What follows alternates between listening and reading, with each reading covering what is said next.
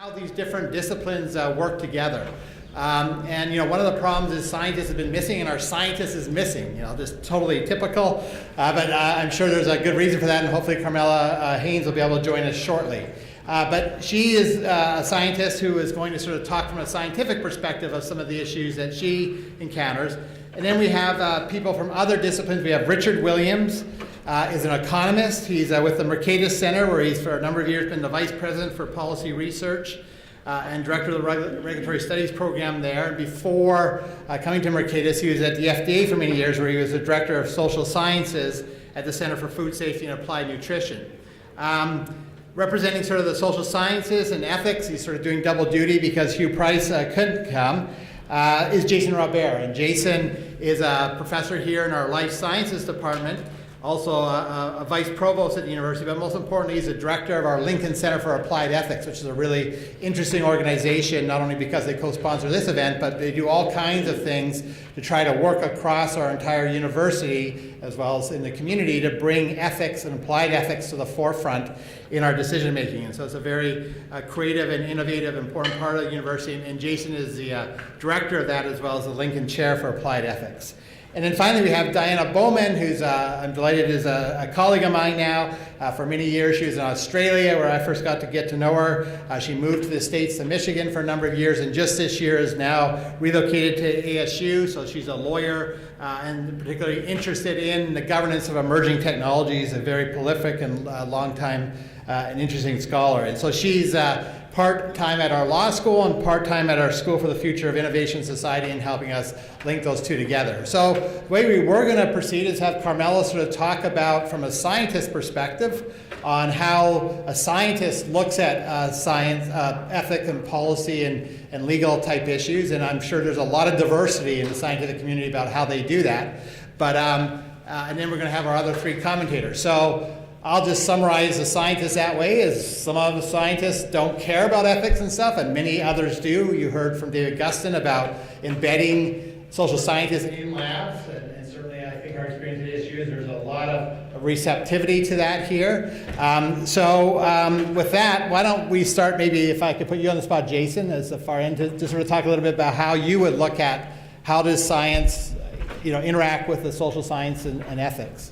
Sure. So I'll preface it with just a couple of quick situational comments. So Gary mentioned that I'm in the School of Life Sciences. That's despite the liability of a PhD in philosophy. I'm a philosopher by training, and ASU is one of the only places in the world where folks who are philosophers or historians can actually have tenure track positions and tenure track success in biology department. And part of the ambition behind doing this at ASU, and the reason I came here 12 years ago from a faculty position in a philosophy department, is precisely to encourage the collaboration at a very high level between philosopher types, historian types, and the scientists in the life sciences. In addition to that, I also run this university-wide center on applied ethics.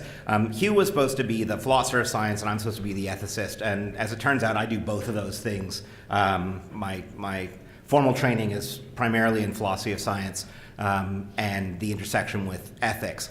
So to be sure, just as there are a gazillion perspectives from scientists, so too there are from philosophers. Philosophers are a pretty heterogeneous bunch.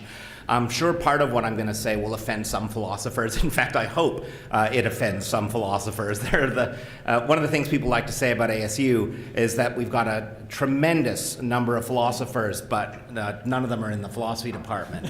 That's a little unfair. In fact, the philosophy department has gotten a lot better, but it's really interesting that we've managed to integrate ethicists into a variety of other units precisely so as to enable us to talk to people other than philosophers. Back in the old days when I was in a philosophy department and I disappeared on a Friday afternoon, instead of going to the philosophy symposium, I went to the biology department for the Fish Talk Friday informal seminar hour. I got lambasted by one of my colleagues because I have no business as a philosopher not attending that colloquium on Friday afternoons. I need to be there talking to other philosophers. They're the people who are going to be judging whether or not I get tenure. And therefore, those are the only people who will be part of my conversation, should be part of my conversational circle. And on top of that, there are a couple of really sly, I'm sure this is a compliment, when one of my colleagues back there said, Jason, whatever you do, you're very clever, but it's not philosophy. And so that kind of, again, I think that's a compliment, but it's not clear that it really is. And one other element of that was for me this idea that when I'm publishing as a philosopher, who's my audience?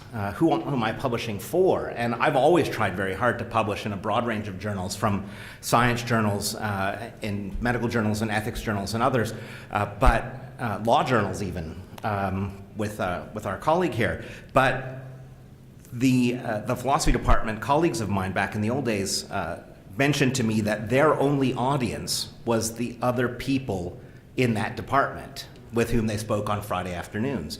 Now that was 14 years ago, and who knows, 14 years is a long time, all kinds of things might have changed. I'm willing to bet, though, insofar as that's a several thousand-year-old kind of practical orientation or impractical orientation of philosophers, that's probably where the field unfortunately still is. That said, that's enough situational or contextualizing for you. There are plenty of ethicists who are happy to engage with scientists and technologists in thinking about the ethical issues that the research raises, and they're happy to do it in the way that Dave Gustin mentioned before, in particular by being embedded in laboratory contexts. I've done this myself, in particular here at ASU, with a colleague in biomedical engineering who does some invasive non-human primate research in neuroscience, and I work with him on a variety of projects, and I'm there for everything from the surgeries through to the terminal surgeries at the end of the monkey's life, and then I'm also there just to have regular conversations with the folks in the lab.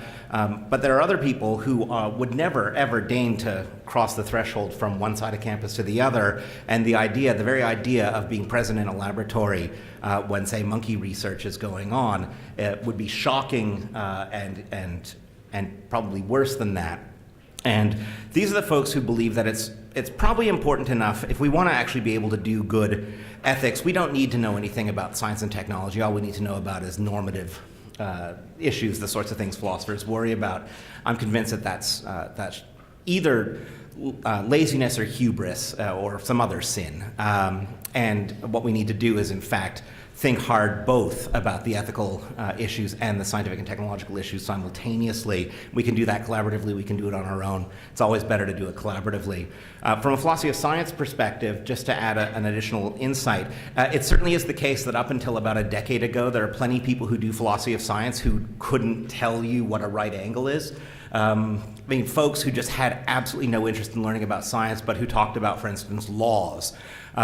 Which are nice, interesting, and I don't mean the kind of stuff that you all worry about. I mean laws of nature, and asking whether laws of nature really exist and whether there are laws of nature in biology just as there are in physics and so on. I'm sure that's fascinating. I'm sure of it, but it's not, again, what the folks who do what we would refer to now these days as more a technical philosophy of science. It's not what we do. What we do is actually get in there and try to understand what on earth is going on in this particular experimental setup. What's the ambition? What's the goal? What's the question that's trying to be answered? Do the methods actually match the question? In what ways are the scientists' imaginations and machinations in the laboratory constrained by regulatory structures, by their own sense of what's right and wrong, by their own sense of what other people are doing, by their sense of what the funders want, and so on? These are fascinating questions to ask and answer, and you can only do it if you're collaborating with scientists.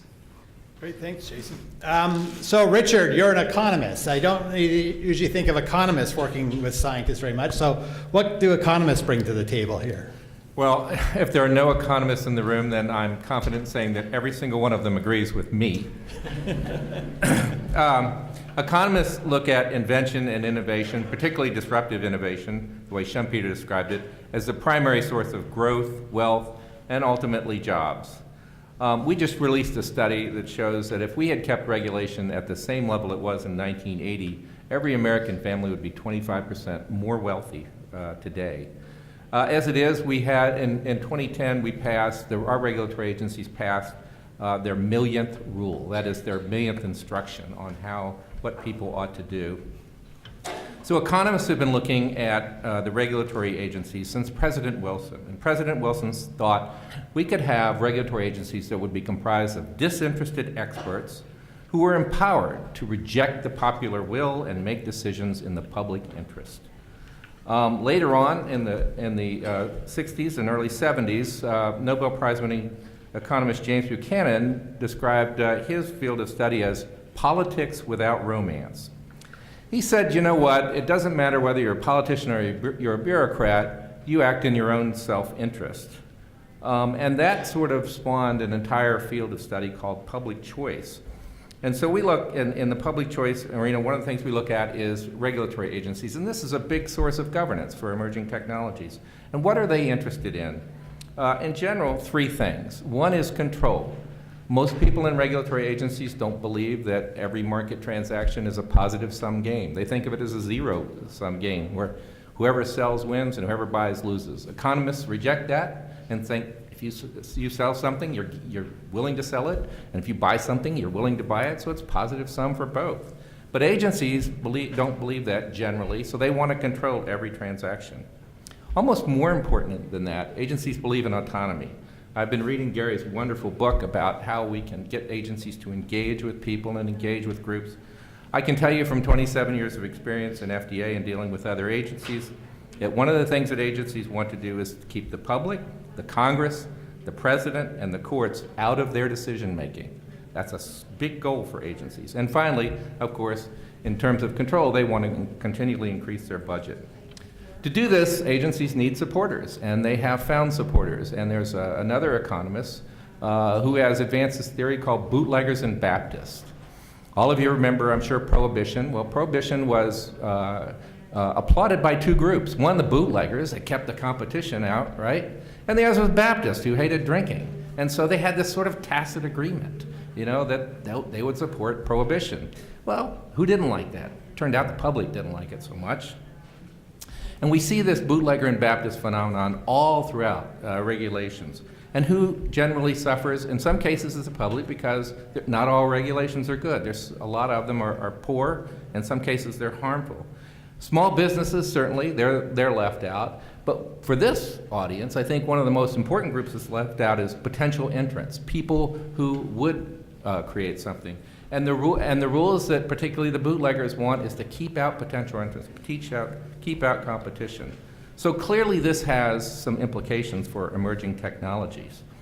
Where economists used to spend a lot of time studying market failures, now we study government failures. And we study what these agencies, the problems that these agencies have.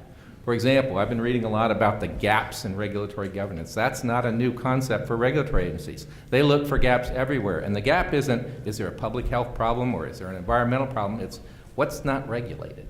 If there's something not regulated, it needs to be regulated. And clearly, they aren't concerned about competition. They're concerned more about satisfying incumbent firms, single-issue activists. They're precautionary because they have to be. If you think about it, agencies only get gigged when something goes wrong. If they don't allow a new technology, even an extremely helpful technology, no one knows, and generally no one cares. And they're not what you would describe as what we need, I think, for these technologies. They're not flexible and they're not adaptable. So I guess I would argue, and again, I'm sure every economist would agree with me, that we really do need to think about new forms of governance to govern these new technologies. And I will actually later on, I'll be talking about that. I'm sure, Richard, not only every economist agrees with you, but everybody in the room agrees with you, right? We'll see a little bit later. And then last, but certainly the most important, in my view at least, is law. So, Diana. And it's quite interesting that the law hasn't actually been mentioned so much, at least not directly. We talk about regulation. There's not been a single lawyer joke so far, or at least an hour into the conference, so that's quite surprising, given that usually the lawyers get the bad rap when it comes to talking about regulation and technology and slowing it down. And so thinking about the role of lawyers and what role they have here and the challenges. And I was talking to a colleague last night, and we were batting back and forth about what role should lawyers have and why don't they potentially have the role that we would hope them to have? And to quote Kobe, it started off with, lawyers generally don't get science, scientists don't generally get the law. Although the exception is this room. If you think about the people who are actually in the room and the fact that they have skill sets that cross beyond just the traditional institutions and professions that we generally think about in terms of the roles.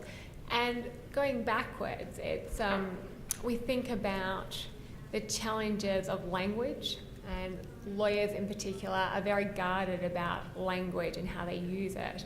And that has been created by the legal institution itself, from the education system through the courts, through to how we actually practice law, and this guarding of language, the guarding of the discipline, and trying to keep those who don't have that professional background from accessing this kind of, you can think about it as an ivory tower or a very elite institution that lawyers create for themselves.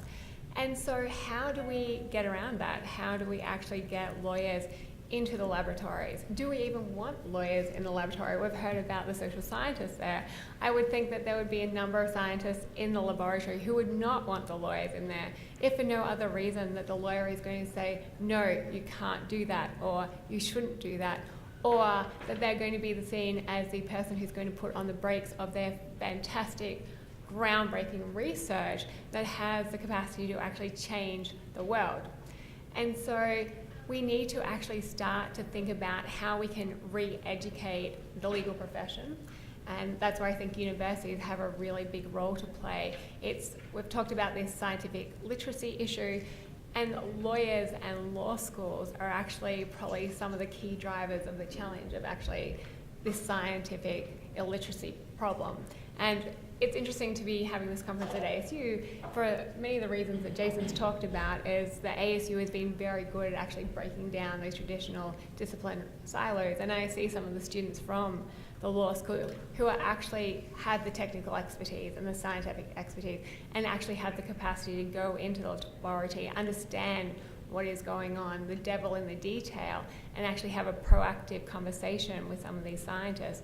So it's that type of education that we need to actually start earlier on in order to get the lawyer in the room to actually have a productive, constructive conversation with the regulatory agencies, with the scientists, with the other social scientists. And I think we need to kind of step back and think of it from that dimension, as opposed to just those who are in the law firm who are doing transactional issues where time is money and they don't necessarily have the capacity or the will to actually dive in deep and learn about the science and technology.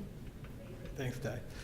So, we heard Millie sort of talk a little bit about sort of this sense that bioethicists all hate technology, and Jason, you certainly not agreed with that. But there is this sense that there's these ideological biases or perspectives in these different fields. And so bioethicists have the perception of saying no to technology. I remember a number of years ago in the ELSI genomics program, they had their 10-year meeting, and one of the scientists got up and blasted the ELSI program, said, all you've done is basically tried to stop all these things of saving people's lives. And all the scientists cheered very loudly, and these poor ethicists in the room sort of just hunkered down and were embarrassed and how they were treated. And so there was this sense, you're trying to stop us. And then economists have this perception of the market and innovation, and so we should just allow people to do what they want, and therefore sort of ideologically bias the other way. And the only thing they agree on is to make lawyer jokes. And so the question is, is that a bad thing? So is it true? And is it a bad thing? And then if that is the case, how do these different disciplines work together to make a societal decision? So sometimes I think of myself kind of as a cartoon, but I think we need to get beyond cartoon representations. And so there's a really terrible book that was written a number of years ago by a libertarian journalist on why biotechnology is the best thing on earth, and anybody who stands in the way of it is a dumbass. And in that book, all of the people who were pro-technology all the people who were against technology were the ethicists, and all the people who were in favor of technology were not ethicists. And this is the case despite the fact that almost nobody would have agreed with their own self designation in that book. So all kinds of people who don't do bioethics but who are opposed to technology got called bioethicists because this guy needed a bad guy, and the bad guy was the bioethicist. I'm sure there are plenty of bad guy bioethicists out there, folks who really don't want to engage and who might be seen as obstacles in the way to progress. But I think that's a cartoon representation. At the same time, there's a whole other realm in which people like to say things like, if you need something to get approved in an instant, just find the bioethicist. The bioethicist will gladly rubber stamp whatever the hell it is you want to do, scientists. And so there's this very different kind of story about what role bioethicists play. I think one of the ways in which we can do a better job is by actually looking at particular examples rather than trying to paint things in very broad strokes. And particular examples of very successful collaborations or very successful interactions are important. I mean, to take a look at one domain, for instance, I used to be in Canada, and I used to be on the Stem Cell Network in Canada. And at the time, the Stem Cell Networks, which was designed to fund the progress of stem cell research from basic laboratory and engineering settings through to clinical integration, but to do so responsibly with the oversight of the lawyers and the ethicists. One of the things that was really fascinating about the way that organization worked is that for a while, every single project that got approved was a project that looked very much to advance the research, and all the projects that didn't get funded were the ones that asked critical questions about whether this is in fact the right way to go. Similarly, when Genome Canada was getting started in its third iteration at the early part of the 2000s, they said that they were not going to fund a single regional genome center. They were going to fund several across the country. They weren't going to fund a single one that didn't have an embedded ethics, law, and society program. And yet they did end up funding 2 of the 4 centers without an ethics, law, and society program. And the 2 that didn't get funded were the 2 that raised critical questions about the ways in which genomics research was being conceived, funded, and kind of foisted upon the Canadian public. So to me, I think it's really important for us to pay attention to those kinds of examples of not very successful attempts at collaboration, and to think of those alongside the much more successful examples that we've seen here and elsewhere. Okay, I absolutely agree. We should get beyond the cartoon examples. I think one of the things that would be really helpful is, rather than sort of treat everything as one, that we start differentiating about what kinds of technologies are we talking about. I think there are technologies that will have problems that are slow to emerge, hard to detect that there's actually a problem, and maybe the problem is either very difficult and expensive to fix or it's irreversible.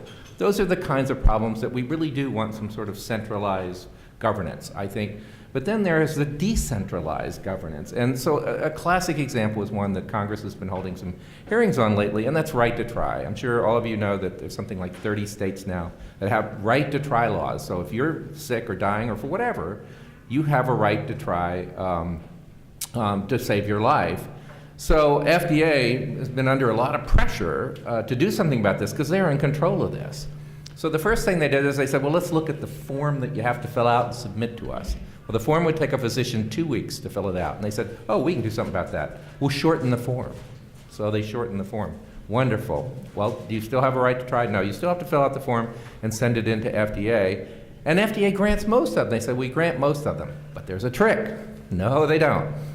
If you as a company say, you know what, you're dying and we want to let you try our drug, if something goes wrong, FDA stops your drug trial. You might lose billions of dollars. So FDA stays in control of this. And so the right to try, whether or not they authorize it or not, because they stop your trial, they're still in control of it. Well, to me, that's a very individualized thing. It doesn't harm society. It doesn't have any of those characteristics that I just mentioned. I would argue that's something that ought to be totally decentralized, and I don't see why any government agency, any government bureaucrat should say to you, however they do it, no, you do not have a right to try to save your life. So I think we can differentiate these things. So Di, let me ask you, I mean, you're very familiar with how our legal system in making decisions about these technologies, as Millie was saying, just sort of only considers safety and efficacy usually. And so We have, the stuff the economists are bringing forward about the importance of innovation that every country is now realizing is really important. We have these concerns that ethicists are bringing forward, that a lot of these technologies and a lot of the reasons the public's concerned about them go beyond safety and efficacy, their privacy, their enhancements, there's these moral issues, and all that stuff's outside of our current regulatory system. So how can we fix that? Do you have any thoughts on how we can go about actually trying to make a decision through our legal process that incorporates these inputs, or do we have to just leave them outside and continue to focus on safety? Somehow I don't think I can give good answers to that one. If I did, I'd probably make $1 million very quickly. It's interesting. So when I have worked for governments around the world and consulting around nanotechnologies, one of the very first things we do is actually look at the governing legislation of the regulatory agency and what powers that they have and what they're allowed to take into consideration in terms of making a decision and how they can evolve their regulatory framework. And the very first stop point is the fact that they do not have the power to consider, for example, the broader social implications of a technology. That with the FDA, it's about efficacy, it's about human health. And so the hands are put up at that point from people within the regulatory agency and the lawyers to say this is outside of our scope. And it's only through federal or national government action that they have then the power, like you need that action to give them the power to actually consider things beyond what it is that the legislation allows them to do.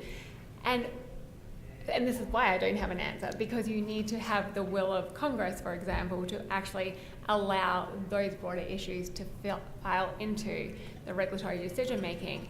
That is not to say we can't find other ways of doing so, and I think there's been a number of examples around the world where you do have these closed room discussions that you bring the parties with an interest into a room, that there is no recording, the Chatham House rules actually apply, and you can actually get people to give a very honest answer to what their concerns are, how they would hope that their interests be taken into account in a decision-making or a governance discussion.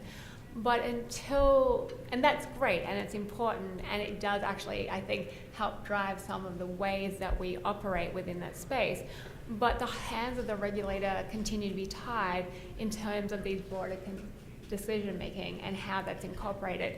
And that's where we start to see then NGOs and the public bringing cases against the regulatory agencies, the citizen petition, to actually at least give them some sense of power to actually get their concerns into the broader discussion. So we have to think of better ways to do this, but until our legislators actually provide, if we wish to, those agencies to actually think beyond a very narrow window, I think there's only so much we can actually bring into that decision making. Let's open it up to the wider audience. So you can ask questions if you want to either of our panelists, but you can also provide comments. Be interested in how does your institution, do you have any innovative ideas on how you're trying to integrate these different fields, or your thoughts on how we can answer the question that I just tried to address. Brad? Great. Oh, great. Sorry. I thought you were Brad. Sorry. Yeah. I wasn't going to follow up on that specifically. Sure. Yeah. Any question or comment is fair. Yeah. So, Jason. Greg, who are you? Tell us who you are. You have a beard very much like Brad. He's like a young, more attractive Brad, right, Brad?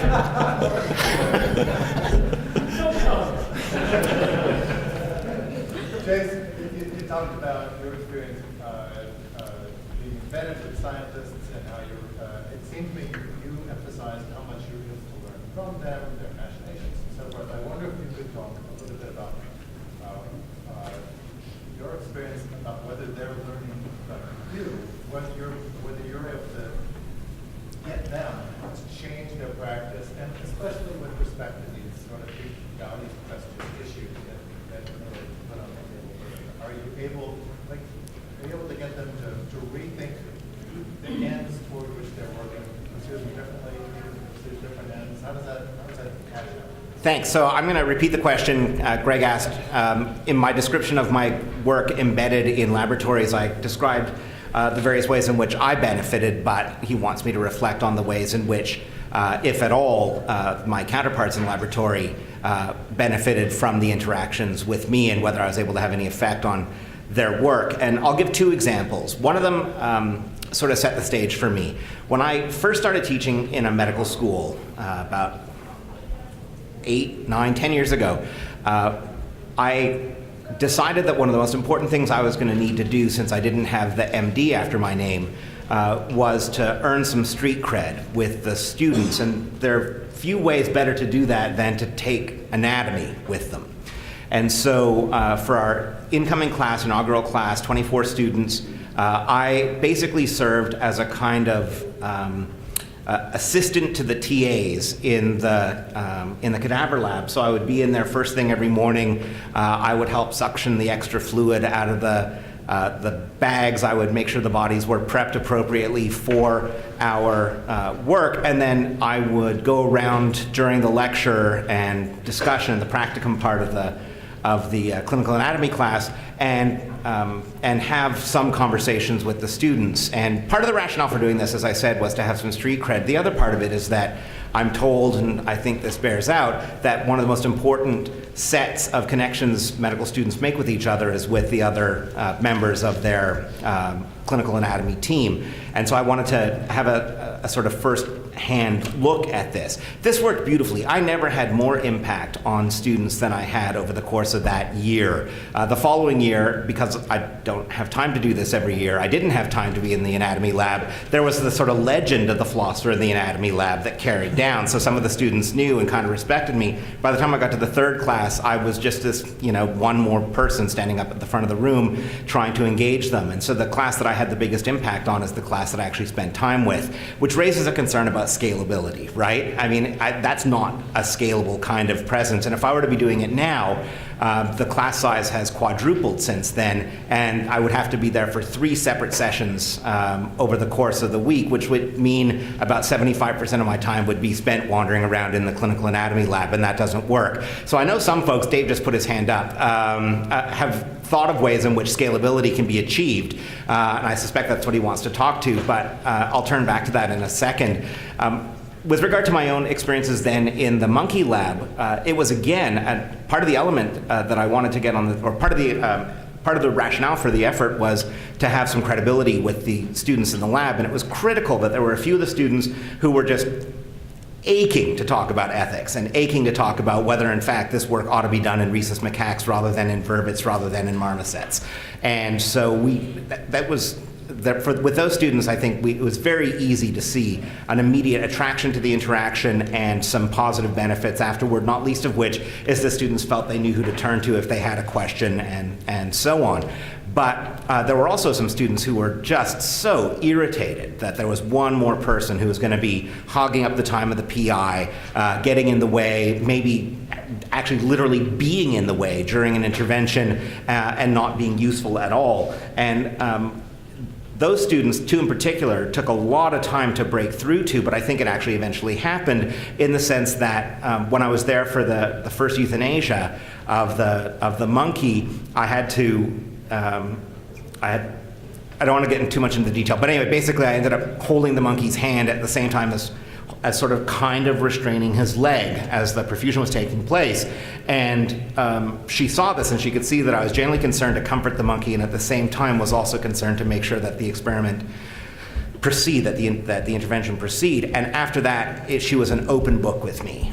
So it took a long time to break through, but then we were able to have those conversations. At the end of the day, I don't know whether she's any more happy to be interacting with the IACUC or with human studies with the IRB. I don't know whether the particular direction of her research changed, but I know that there was a moment at which she could see that there was somebody there who, even though I was going to be raising issues and potentially getting in the way, I was also potentially going to be an ally and a resource for her. So on those sort of very individual experiences, I can say sort of guarded yes, but I'm sure there are folks, especially Dave talking about the work that Eric Fisher has done, that will be able to give a broader statement of what ends up happening when you can do it at scale.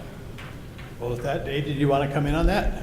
I just wanted to say something about our expectations about what it takes to scale up. So, in 1980, the Congress passed the Bayh-Dole Act that enabled federally funded researchers and universities to profit from their intellectual property on federally funded research, and universities have a share in that profit and so on. And one of the responses that universities made to that was the creation of offices of technology transfer.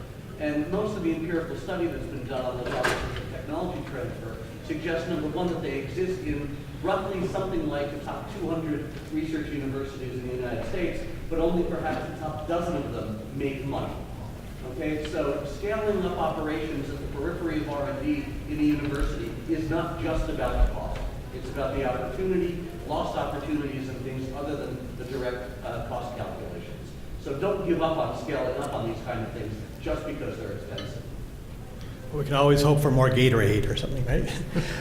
Other comments or questions? Yep. Don't run and introduce yourself. Jeremy Weissman, University of South Carolina.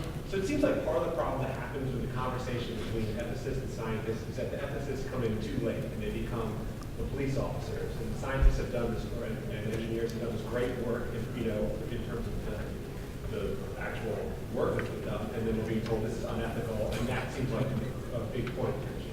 So it seems like the ethicists need to come in a lot earlier in the conversation at the design stage.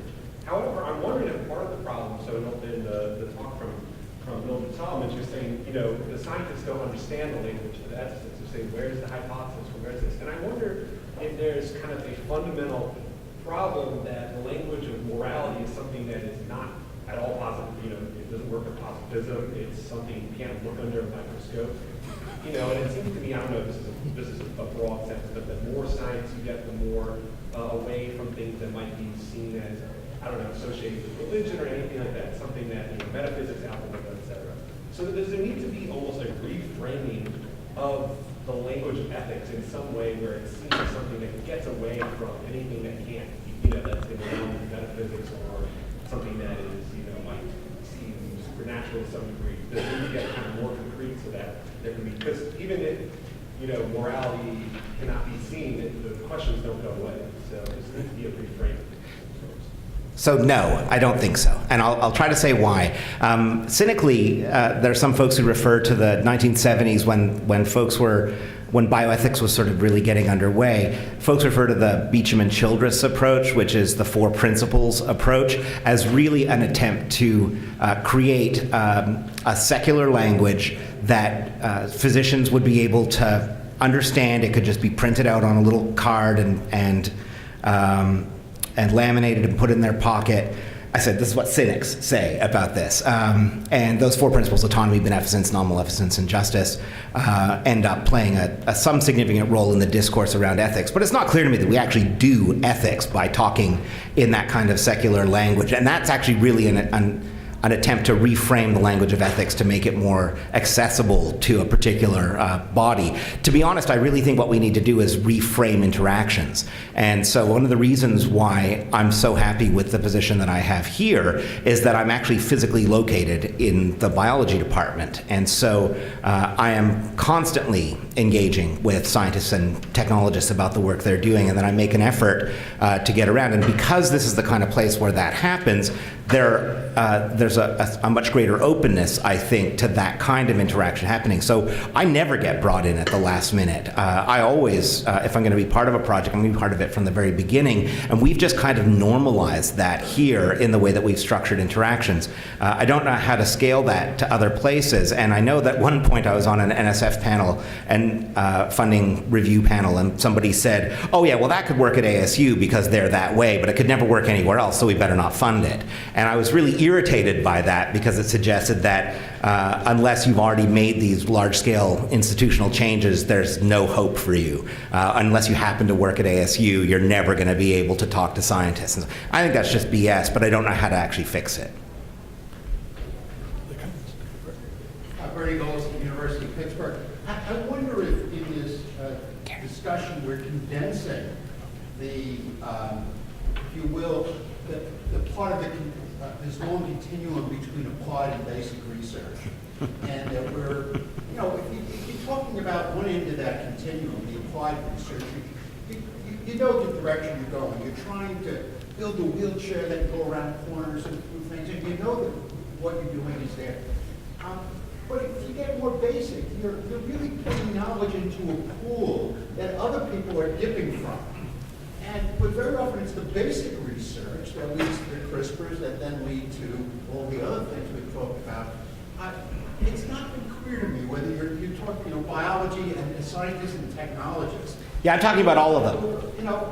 But don't you have to distinguish between at least these two ends of the continuum? So maybe, I mean, I've never distinguished between them in my own work. I'm just as happy to spend some time in a laboratory that's, doing genomics in C. elegans as I am in a lab that's attempting to develop a better, smarter prosthetic hand. I mean, for me, this is just the process of discovery. I mean, it's certainly the case that there are more directed kinds of applications at one end of that and less directed at the other end, but that doesn't worry me so much. I think it's all about actually doing well-justified research, no matter what your animal, quote unquote, or subject matter is. There are still going to be interesting ethical and philosophical and historical questions about what we're doing and why we're doing it. And I think that it's pretty easy to get into the mindset of a beginning graduate student, if you've got that kind of one-on-one or small group on one time with them, to get them thinking about some of these dimensions. Sure, the stakes are different in different places, but at no point in time do I think that we ought not to be playing with ethicists and scientists. I put them all in the sandbox. Just one comment. A lot of the discussion is framed around, well, there's a place or several places where these discussions are being held or they should be held. And point of fact, the internet has changed all that. All of these things are distributed literally all over the world. I think there are probably people in garages in third world countries now using CRISPR technology. So it's not as though we need to embed people in this place and that place. I think this is a much, much, much bigger problem. Once you decide on what's ethical and what's not ethical, your next question is, what can I do about it? And it's not clear to me that governance is going to be that easy. Someone over here have a question? Yeah. I stand in the middle of the room. Sorry. Yeah. I'm Megan Palmer. I'm a senior research scholar at the Center for International Security and Cooperation. This has been a really great discussion. I actually wanted to probe that line of questioning a little bit more about when we're thinking about these engagements. What is the model of graduation? We talk about ethicists and scientists and folks who are playing different roles, but in your interactions, for instance, with having the legacy of the embedded person within the class, are you seeing that same legacy be carried on by others that you then teach in their venues where they're working? And how would you recognize that? I don't know how I would recognize it, so I don't know how I would. I don't quite know how to answer the question, except to say that in my case, it's always started with two things. It's always started with an opportunity, and that's typically been presented by physical co-location with scientists, and then with a PI who actually wants his students or her students thinking hard about this stuff. And so the neuroscientist with whom I've worked most closely here is Steve Helms-Tillery. And for Steve, it was very important to build a culture in the lab around this sort of very open discussion, very open questioning about what the hell we're doing here and why we're doing it, and what are some of the harms that we're potentially inflicting, what are the sacrifices we're making, what are the corners that we're cutting in some cases, typically because you want to do monkey work with the smallest number of subjects, but because of concerns about risk of harm, but then at the same time, that also means that the results might not be so generalizable. So what are the best ways to sort of balance these? So for me, witnessing that culture, so there were 3 attempts to bring ethics into that laboratory, and the other 2 failed for all kinds of interesting reasons. I was the 3rd attempt, and it worked out really, really nicely, and it's flourished for the last decade or so. So now that culture is definitely in place, but it wasn't easy, it wasn't inevitable, and I think it really does, at the end of the day, it's not so much about, to go back to the previous question, it's not so much about the language of morals as the interlocutors. I mean, the people who are actually speaking. That's what makes a difference, sort of creating the opportunity for conversation. And just a quick follow-up to that, we didn't necessarily talk about the language or participation in civics as well, and that's been part of the conversation here. Is that something that sort of was an active point of discussion in that language being introduced? And do you think that there's a deficit here, not only in the sort of moral discussions, but also in more broadly the So I don't know if I'm making any normative claims about whether there are deficits out there. I'm trying to say nice things about what I've been able to do and how it's worked and how it hasn't. But for what it's worth, I mean, I do think that civics is critical here. I mean, the whole point of having good discussions is to enable good actions in the world. And those actions might be voting decisions. Those actions might be learning more about, say, right to try to determine whether, in fact, this is the kind of thing that we want the FDA desperately to regulate so that people don't go off in their desperate attempt to continue living and end up offing themselves with drugs that they never should have taken in the first place. Just to put the other side on the table, and better actions in the laboratory settings and so forth. So for me, civics is going to play a role here at the very base. But typically, when I'm in an embedded circumstance, I'm not sitting there saying, "So how exactly are you protecting the subject's autonomy with this work that you're doing?" I mean, those aren't the conversations we have. Instead, we ask. I mean, it ends up being very much more driven by the science that's being done. So, in particular, why this species of monkey rather than this other species? You start having that conversation very quickly. You get into a wide range of really interesting conversations about animal rights and about animal welfare activism and about the roles and responsibilities of scientists in response to political threats and how scientists ought to respond. So then I tell them the story about how I went to Society for Neuroscience a few years ago, and there was a panel that was devoted to the public. It was part of the free public education part of the SFN, and the panel was focused on how animal experimentation helps improve our understanding in the neurosciences. Very nice idea, except basically the first speaker who framed the whole discussion said, "So what we need to do is figure out how to get these crazies out of the room."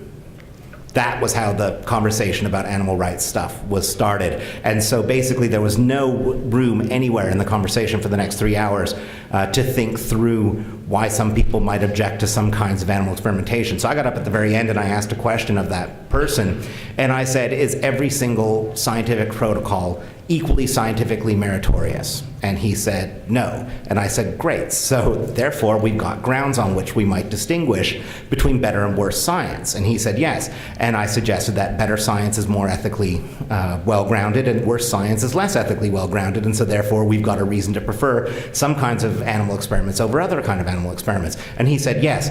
And I said, "So am I one of the crazies you want to get out of the room?" And he said, "Well, kind of, because you're sort of pushing against this idea that we ought to be allowed to do whatever the hell we want in the lab."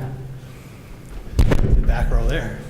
Yeah, Kevin Desai, Georgia Tech, Scheller College of Business. So building, I think, on Bernie, Professor Goldstein's ideas and what was just said, with a little bit of apology, but not much.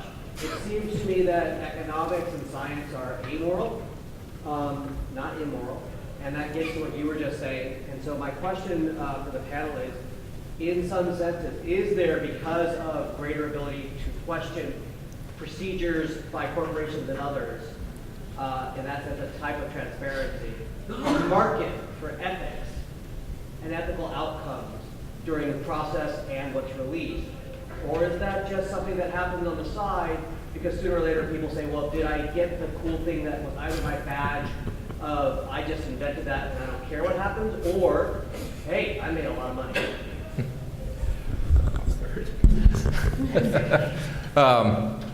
Economists have been long aware that some of the governing types of tests that we have, like benefit cost analysis, are most certainly amoral. And they leave that to others. And a classic example of this was one of my old professors named Gordon Tullett, who said, well, if you did put a benefit cost analysis to the idea that you would boil a criminal in oil on television, you might find that a lot of people would find the value of watching that fun, and that would outweigh the criminal's discomfort. He says that's a perfect example the sort of amorality of benefit cost analysis. So I think, and all these decisions, and you certainly see this in the federal government, there's always multiple people weighing in. So you're going to get one perspective from the law. The lawyer is going to say this is what you have to do. This is the will of Congress. The economist is going to say, well, you know what? If you do this, the benefits will outweigh the costs. If you do something different, you're wrong. The political people say, good Lord, we're going to lose the political battle if you do this. And there are people who will talk about the ethical points of view. All these views have to come together, and unfortunately, one poor decision maker who's probably never paid enough has to make a decision. I saw 3 hands over here, so why don't I go, Andrew, Bob, and then you. So, Andrew? Thanks. Andrew Maynard, School for the Future of Innovation in Society. And I want to go back just a little bit in the conversation. It quite often seems with conversations like this that we have an idealized view of innovation that starts off with academic scientists in science-based laboratories and ends up with technologies in the marketplace. But the reality, of course, is that there's an awful lot of IP that is generated outside of academic science labs. And in fact, you could probably argue that most IP that actually gets to market emerges from outside the science lab. How do we deal with these other players, the corporate research labs, the independent research labs, the innovators who are sitting in their garages or sort of working goodness knows where? How do we get into those communities that are really driving technology innovation? Well, I'll just start with what doesn't work. Unfortunately, sorry about that.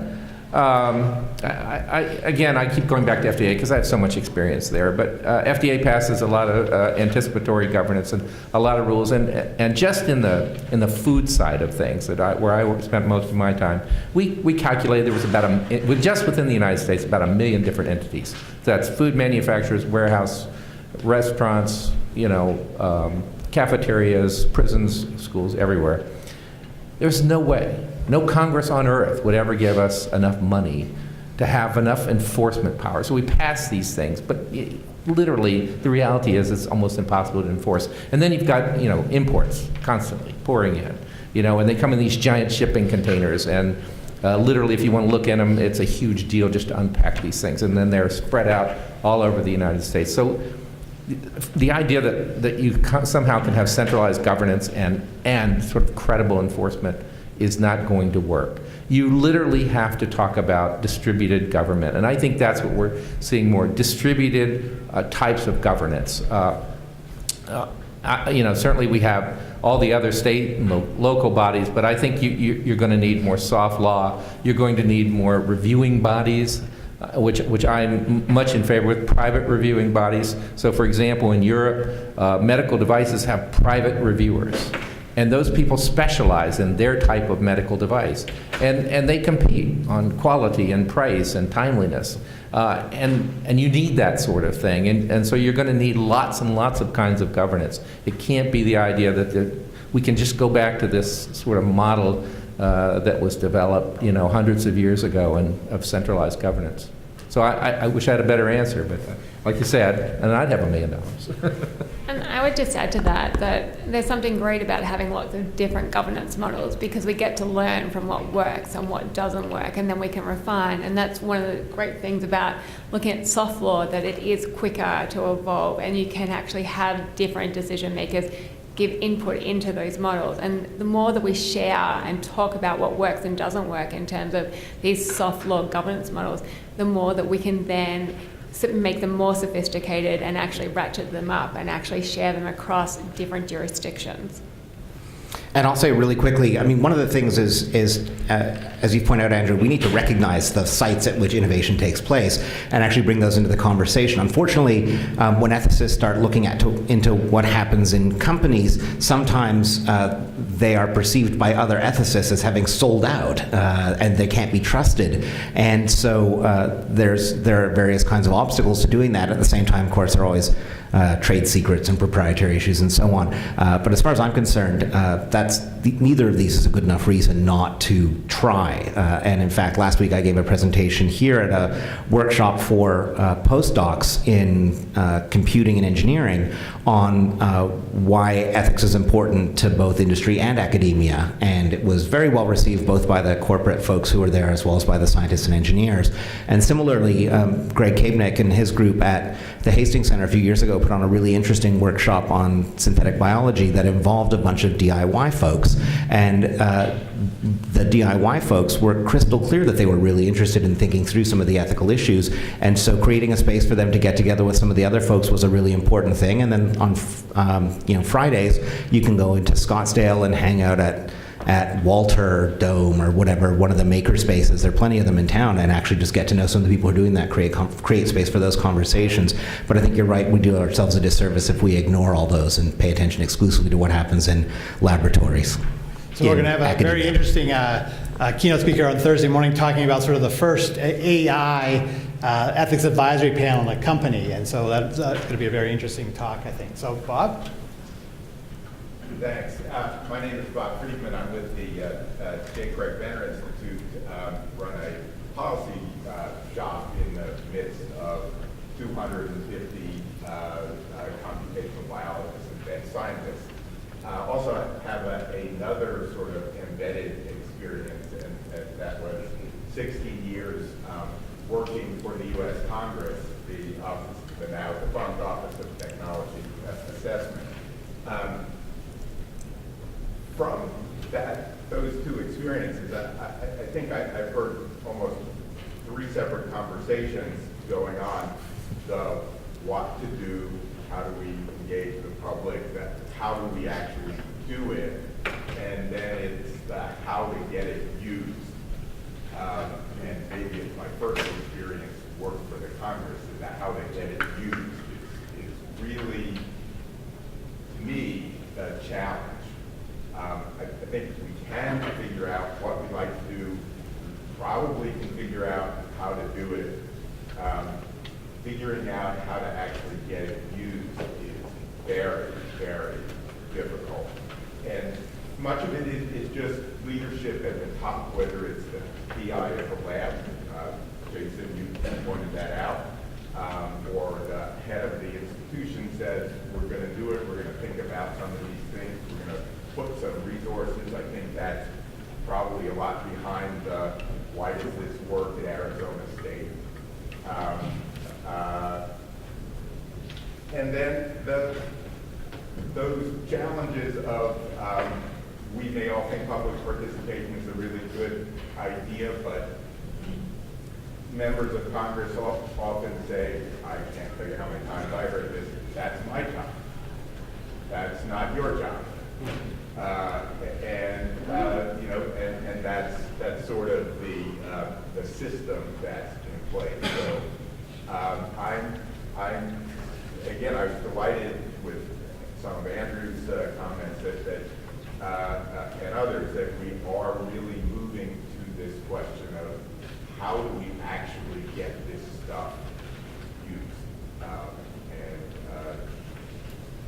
Any thoughts further along those lines? I guess just one thought. Congress. It seems like they're huge, 535 members. There's just only so much they can do, and they have a very limited access to expertise, as you know. And so their oversight hearings are often not, shall we say, great and informative. And even after they have oversight hearings, not much happens because you really do have two dueling parties. So where is the source of all of this governance of all of these different places coming from? Well, I personally would like, to the extent that we're not giving away trade secrets, have much more transparency with the public. It is amazing. You can take any given issue and you can find some set of people across this country and even across the world who have ideas about governance, and they will expose things and they will expose problems. So the more transparency that you feel you can afford and get it out there, not everybody will be interested in it, but there will be a subset of people and they'll weigh in on it, and I think that will tend to affect people. And if it's a big problem, it will grow. and then something will be done about it. So in terms of how can we make these things happen, believe me, I look to the internet and go, there's a lot of promise there, I think. So we're almost out of time, and I did promise someone a question, and I apologize if I missed anyone on my blind side, but you had your hand up. Yeah, Aaron Manis, Department of Homeland Security. So personally, I'm interested in all of this stuff. Safety, dignity is really a very compelling issue. Institutionally, I'm interested in security, and that hasn't come up so much. I guess I distinguish it. Safety is something that working imperfectly would hurt some people. Security is something that in the wrong hands could hurt lots of people. Does that require some different interdisciplinary tools? I'd be interested in what all of you have to say. Some different by myself.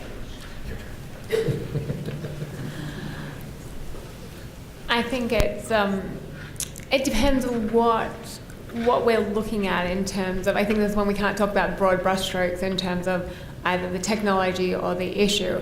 I think that no matter whether it's safety or security, we need all parties at the table. I think the weighting that we give to the expertise or their ideas then changes depending on what the actual issue is. But I do not see a time that the stakeholder group should be differentiated, because I do believe we need everybody at the table for each and every one of these issues. Yeah, and I think, security is one of these things that sort of was off the table for so many years. And now with some unfortunate events in the last few years, we suddenly realize it needs to be part of the discussion much more centrally. And we, again, don't have the structures necessary to do that. So that's, again, one of these really important concepts that has to come into the discussion. I cut off Amelia, so if you have a really quick question. Yeah. And don't forget to introduce yourself, sorry. Okay, sorry, Nadia Issa from the University of Sciences of Philadelphia, Secretary of the Computing Center. And my comment is that this conversation, unfortunately, has sort of trended towards something rather old, which is we kind of end up in a bit of an us versus them mentality. I think we need to be careful and examine our assumptions about scientists versus ethicists versus lawyers, etc. Because while some of those things that I've heard here may have been true 10, 15 years ago, I don't think they're currently as true. I'm not saying they're not completely false, but I'm saying I don't think they're currently as true. There's increasing of scientists who are based on formal understanding and have an interest. And I think it's really important, if we are serious about wanting to make progress, to really examine those assumptions and not maintain kind of a stance of what might have been really earlier on. Can I respond really quickly? I think that's absolutely not true based on the way we started this conversation, the way we've proceeded. I think this is based in experiences that are in the here and now with scientists. I mean, granted, there are all kinds of things that have changed over time, but there is as much truth in any of the things that have been said up here, except maybe what Richard said, as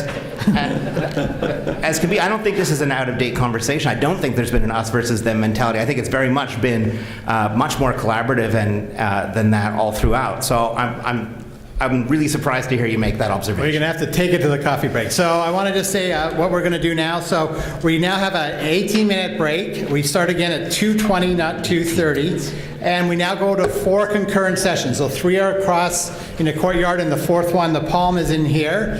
And then after those sessions are done, we just have a quick 5 minutes to get to the next round of concurrent. And then right after that, we go to dinner, which is down the hallway here.